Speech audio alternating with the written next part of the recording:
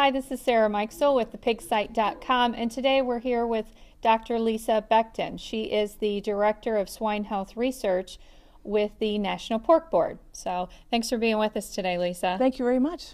Very good. Let's talk a little bit today about the value of diagnostics when it comes to PRRS. Sure. The value for producers to be able to diagnose the porcine reproductive and respiratory syndrome virus is very, very important. And it's critical for several reasons. One is to identify what is a producer facing. So when they have a sick farm, then you can go through and find out what strain of PRRS do you have. We also like to have diagnostics on a broader level for the nation to be able to understand what's going on in the U.S. What are producers facing across different regions, and then how do we deal with that?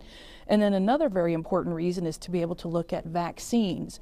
So if we know what type of PRRS that we have, then we can target our vaccination and control programs to that. Diagnostics are really, really critical for all diseases, but they especially help us for the porcine reproductive and respiratory syndrome because we can do and use different sample types. Okay. Traditionally, farmers would have to go and bleed pigs, and that can be very, very, labor intensive, and the pigs don't really like it that much. Over time, we've evolved to now being able to use a test called oral fluids, and essentially it's testing the saliva of the pig. And so that's a very unique diagnostic test that we have, because you basically hang a rope, let the pigs chew on it, and then test that fluid. And so that's a very, very exciting thing for us to be able to have. Some other things that we're really seeing exciting in the field of diagnostics is the ability to sequence viruses. And so what that means is to be able to get that genetic fingerprint of the virus once it's detected and compare that to what a farm may or may not have had in the past, or compare that to what they're seeing in a region or area.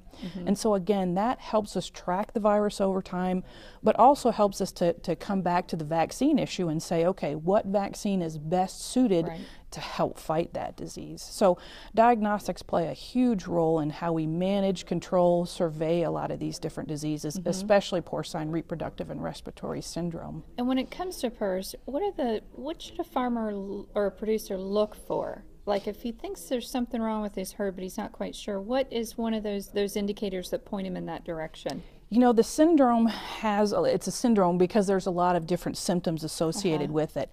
However, some of the things people may first notice is weak-born pigs or an increase in piglet mortality. Because the PRRS virus does go through and actually attack the immune system, and so it makes the pigs very susceptible to other diseases. And so baby pigs just may not be as healthy as they were. You can also see abortions in sows, both early and late-term sows, and then you may even see a lot of sick sows as well, and that's on the sow farm. Now, if you have nursery and finishers, a lot of time you'll see more of the respiratory part of the virus, so you'll have more increases of respiratory and pneumonia. Okay, very good.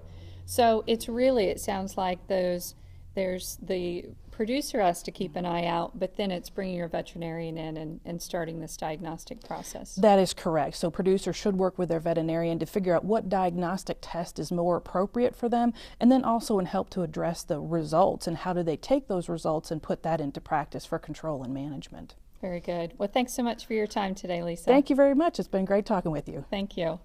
This is Sarah Mikesell with thepigsite.com.